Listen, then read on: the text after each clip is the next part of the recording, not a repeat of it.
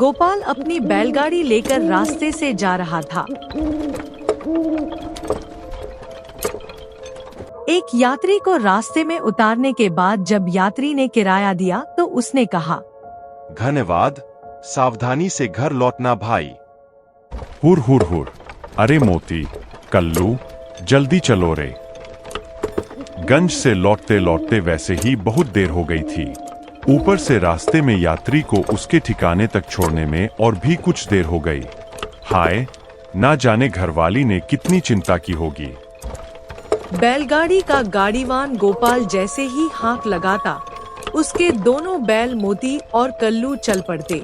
हालांकि सारा दिन बोझ ढोने के कारण दोनों बैलों की हालत काफी थकी हुई थी। असल में गोपाल का काम ही ऐसा था। वह गांव वालों का सामान लेकर गंज जाता, वहां बेचकर दिन रहते ही लौट आता। वापसी में अगर कोई यात्री मिल जाता तो उसे भी गाड़ी में बैठा लेता। इससे 2 पैसे ज्यादा कमाई हो जाती। कुछ दूर बढ़ते ही नदी के एक संकरे रास्ते के पास अचानक एक औरत ने हाथ हिलाकर उसे रोका। रुको, जरा रुको, मुझे जरा पहुंचा दोगे? अरे, तुम कौन हो? इस रात के समय इस नदी किनारे क्या कर रहे हो? नदी के उस पार मेरा मायका है। नाव से इस पार आई हूँ। घर से निकलने में थोड़ी देर हो गई थी। अब देख रही हूँ, रास्ता एकदम सुनसान है। एक भी बैलगाड़ी नहीं है। अरे अरे, क्या ऐसे अंधेरी रात में एक औरत को अकेला छोड़ दिया जाता है? तुम कहाँ जाओगे? मैं श्यामपुर जाऊंगा। वहीं मेरा ससुराल है। अगर दया करके मुझे थोड़ा पहुंचा दोगे। क्या कह रही हो? श्यामपुर तो मेरा ही गांव है। मैं तो उसी तरफ जा रहा हूं। आओ, जल्दी बैठो। तुम्हारा घर भी श्यामपुर में है। अच्छा हुआ, अब जाकर मन को थोड़ी हिम्मत मिली, नहीं तो डर से दिल जोर जोर से धड़क रहा था। तुम्हें कोई डर नहीं है बहन। मैं उसी रास्ते जा रहा हूं। तुम्हें तुम्हारे गांव छोड़कर ही घर लौटूंगा। चलो, जल्दी बैठो।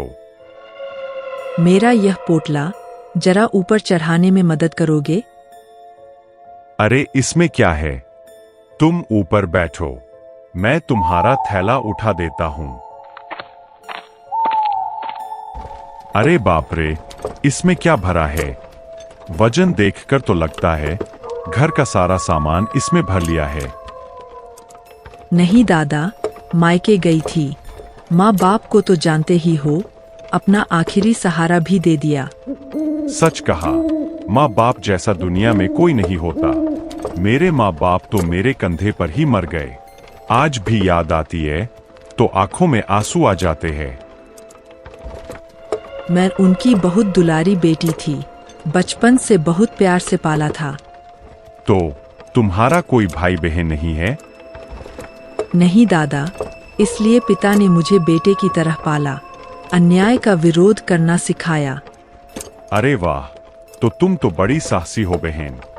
साहसी हूँ या नहीं, नहीं जानती दादा, पर अन्याय से कभी समझौता नहीं करूंगी। मर जाऊंगी पर समझौता नहीं करूंगी। तुमसे बात करके बहुत अच्छा लगा बहन। अच्छा बताओ, तुम्हारा घर हमारे गांव में किसका है? मंडल लोगों के घर के पास। मेरे पति शहर में काम करते हैं। महीने में 2-3 दिन के लिए आते हैं, इसलिए सोचा मायके से घूम आऊं। अच्छा किया, माँ बाप के लिए मन तो तरसेगा ही। तुम्हारे पति तुम्हें शहर ले जा सकते हैं। कई बार कहा दादा, पर शहर में बहुत खर्च है। 2 पैसे कमाएंगे तो 4 पैसे खर्च हो जाएंगे, इसलिए यही बैठकर उनके आने का इंतजार करती हूँ। लेकिन उन्हें दोष भी नहीं दे सकती, क्या करें? पर रात के अंधेरे में यूं अकेले मत आना, जमाना अच्छा नहीं है। वो तो है दादा, जमाना बहुत खराब है। लो, श्यामपुर आ गया। यही उतरोगी या तुम्हें घर तक छोड़ दूं? गोपाल जवाब का इंतजार करता रहा। कोई उत्तर नहीं आया। अरे बहन, कुछ बोल क्यों नहीं रही? पीछे मुड़कर देखते ही वह दंग रह गया। वहां कोई नहीं था। अरे ये क्या, रास्ते में उतर गई क्या? अभी तो बैठकर मेरे साथ बात कर रहा था। क्या हुआ रे गोपाल, क्या खोज रहा है? मेरी गाड़ी में एक औरत बैठी थी। बोली उसका घर श्यामपुर में है।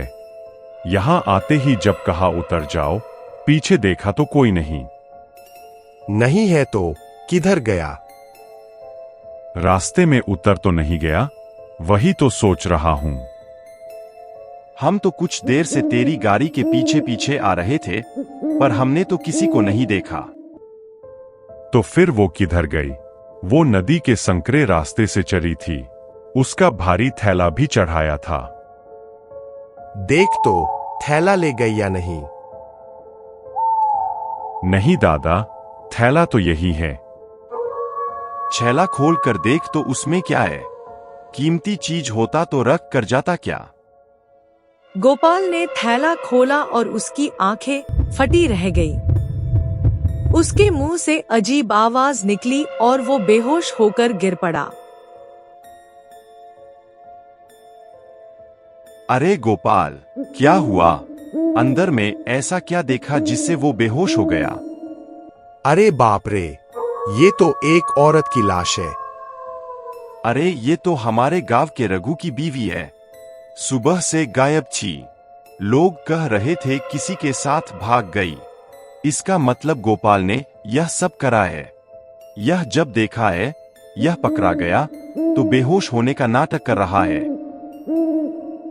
दोनों गांव वाले उसे पीटना शुरू कर दिया। गोपाल दर्द में चिल्ला उठा। यह सब देखकर गोपाल हैरान हो गया। फिर गोपाल बोलने लगा।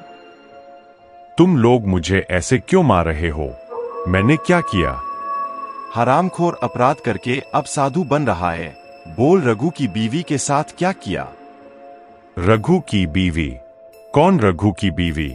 यह सब क्या बोल रहे हो? देखा कैसे झूठ बोल रहा है।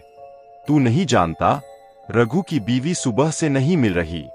गांव के सब लोग कह रहे थे कि वो किसी लड़के के साथ भाग गई। सच सच बता, वो तू ही था? शायद झगड़ा हो गया, फिर उसे मारकर अभी एक औरत की कहानी बनाकर सुना रहा है। दया करो दादा, झूठा इल्जाम मत लगाओ। मैं रघु को नहीं जानता, उसकी बीवी को भी नहीं। तो बेहोश क्यों हुआ? मैं तो ये देखकर बेहोश हुआ कि जो औरत अभी तक मेरे साथ बैठकर बातें कर रही थी, ये वही है। सच बोल रहा है? बच्चों की कसम खाकर कहता हूं दादा, वो कुछ देर पहले मेरी गाड़ी में बैठी थी। चलो, गाड़ी रघु के घर के सामने ले चलते हैं। लोगों की बात सुनकर गोपाल गाड़ी रघु के घर की ओर ले गया, लेकिन उसके मन में बार बार वही बात घूम रही थी। वह विश्वास ही नहीं कर पा रहा था कि जो औरत अभी तक उसके साथ बैठकर सुख दुख की बातें कर रही थी, वह दरअसल एक लाश थी।